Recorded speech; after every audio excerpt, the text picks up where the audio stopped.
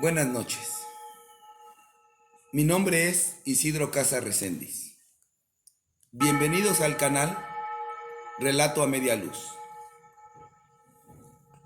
Esta noche haremos el relato de la historia de la Inquisición en lo que hoy es México.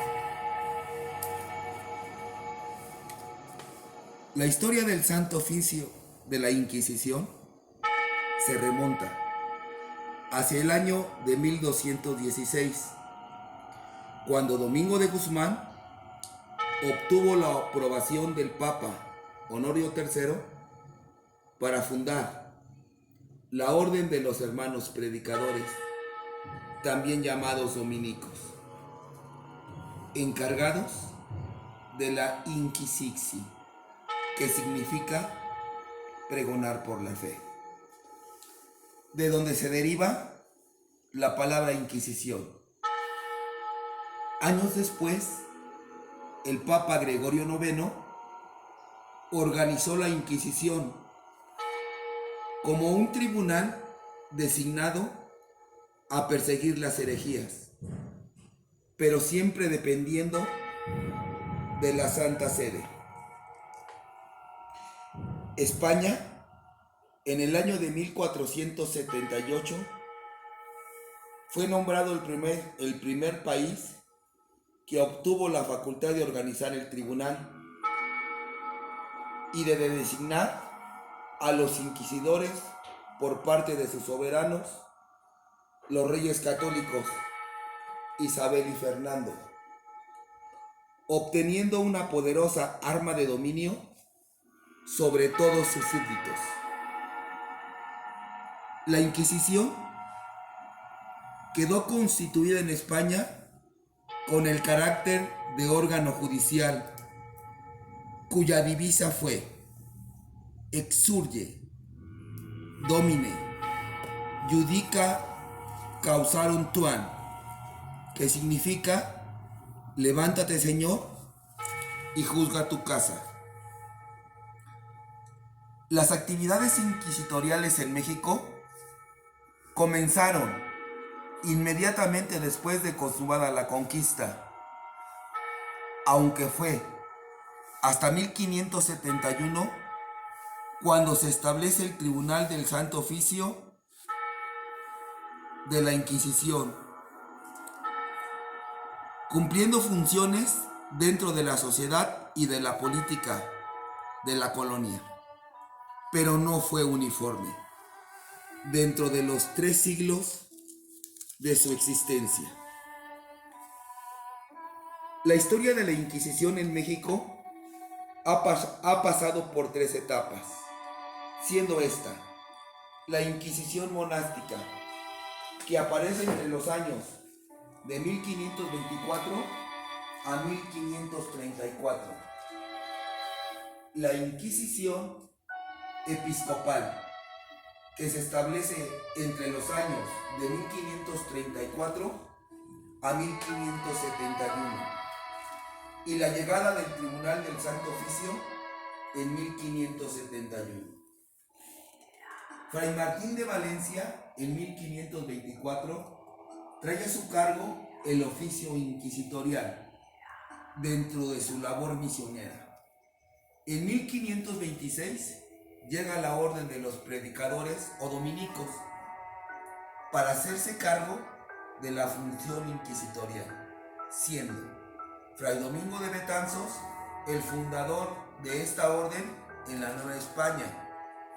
Durante su ministerio inquisitorial procesó a muchos de los antiguos conquistadores, compañeros de Cortés, por blasfemos y judaizantes.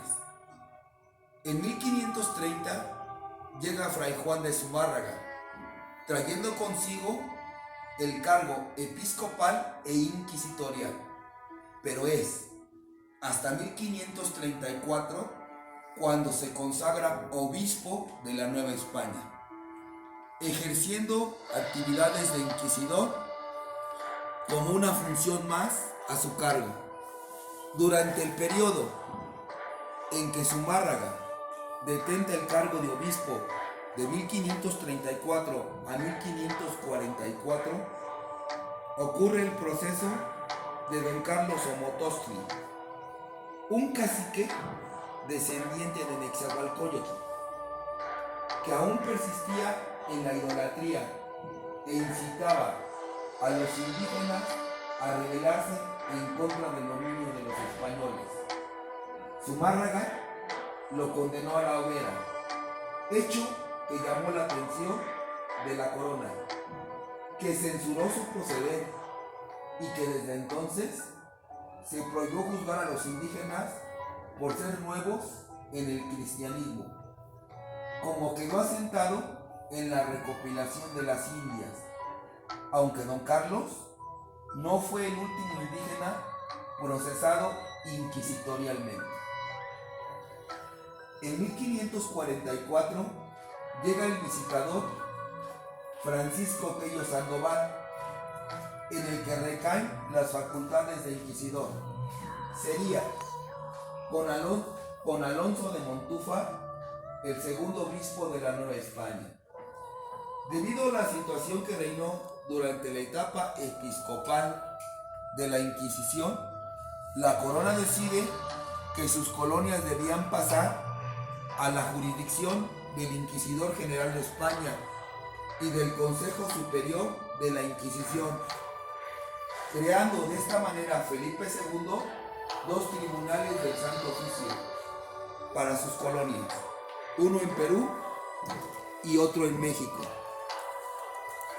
Se designó a Pedro de Moya Contreras como inquisidor del Tribunal de México, cargo que ejerció a partir de noviembre de 1571 con autoridad independiente al virrey de la Nueva España. Entre 1813 y 1814 es abolida la Inquisición por la Corte de Cádiz, pero es hasta el 31 de mayo de 1820 cuando es cerrada en la Nueva España. El aparato burocrático de la Inquisición estaba conformado de la siguiente manera. A la cabeza estaba el Consejo Supremo de la Inquisición con sede en España. En la Nueva España, el tribunal era autónomo, solo dependía del Consejo Supremo y estaba conformado por 6 miembros, 2 inquisidores mayores, nombrados en España, un juez ordinario, que representaba al obispo, y 3 calificadores, clérigos regulares, representantes de la audiencia. Además, habían funcionarios laicos, funcionarios del secreto, fiscal, abogados de oficio, alguacil, receptor general o tesorero, notarios, médico, portero, intérprete de lenguas y un capellán. Todos estos pertenecieron al Tribunal Central, pero en cada lugar de México existía un comisario del Santo Oficio. Eran 204 en total, 81 regulares y 123 seculares. Ellos recibían las denuncias y las noticias de los casos, enviando todo ello a la capital del virreinato. Existían además de los funcionarios 314 familiares, gente pudiente, que recibía este nombramiento jurídico, siendo los delatadores oficiales ante la Inquisición. Cabe aclarar que durante toda la colonia, el pertenecer, aún como portero, al Tribunal del Santo Oficio era símbolo de prestigio. La Inquisición seguía un proceso judicial complejo, el cual podemos resumir de la siguiente forma. Edicto General de Gracia, por el que se conminaba a quien se sentía culpable a denunciarse dentro de un plazo fijado, so pena de excomunicación mayor. periodo de gracia, durante el cual puede ser absuelto el perseguido, que se denunciaba a sí mismo. Toda denuncia, incluso anónima, era válida si había más de uno. Se iniciaba la averiguación. Si alguna persona era hecha prisionera, se le pedía una lista de sus enemigos. Si entre ellos estaban sus denunciantes, se les absolvía. De lo contrario, si en 3 ocasiones el acusado negaba la causa por la cual estaba preso, se iniciaba el proceso, el cual podía durar muchos años y debía permanecer incomunicado en la cárcel del secreto. Cuando terminaba el juicio, se emitía la sentencia, que variaba conforme al delito o al cargo social. Si se trataba de un noble o de un clérigo, no se hacía público el castigo. Si el reo se acusaba y daba muestras de arrepentimiento, se le absolvía. Si el reo se entregaba voluntariamente, se le consideraba reconciliado. En estos casos, las penas iban desde la prisión perpetua o al servicio de galeras hasta la simple humillación en público. En el caso de que se hubiera cometido un error con el preso, se le daba la absolución de la instancia. En todos los casos concurría la pena pecuniaria, pérdida total de bienes y de rigor de 100 a 200 azotes. La sentencia mayor era la relajación o pena de muerte. La Inquisición no aplicaba estos castigos, sino que era la autoridad civil quien las ejecutaba, es decir, relegaba al brazo secular la sentencia de relajación. Podía dictarse aún en personas difuntas o ausentes. En el primer caso, se desenterraban los huesos y se quemaban.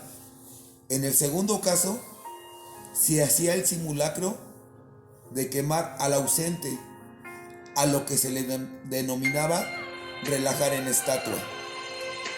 La relajación podía ser de 2 formas: garrote o ahorcamiento, y la muerte en la hoguera, quemarte vivo.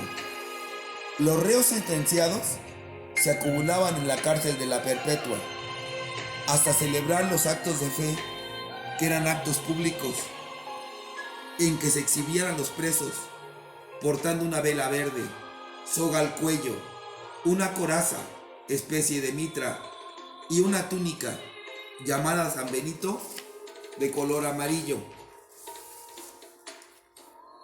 una cruz roja pintada. Los actos de fe se celebraban con gran solemnidad y magnificencia en la Plaza Mayor, en la Plaza del Volador o en la Alameda. Se levantaban tribunas para que desde ellas se apreciara la ceremonia. Una de ellas era para el virrey, otra para la audiencia, para los cabildos eclesiásticos y seculares, para las familias distinguidas y para el público en general. Mucho se ha especulado sobre el número de sentenciados a muerte por la Inquisición, pero en realidad el número documentado es menor al que se cree. En algunos documentos se habla de 42 ejecuciones y en otros de 51. Si te interesa el tema, puedes revisar la revista del edificio de la Inquisición México 1998 o bien visitar el archivo histórico del Ayuntamiento de la Ciudad de México. Gracias. Si te gustó, comenta, suscríbete y dale like. Buenas noches.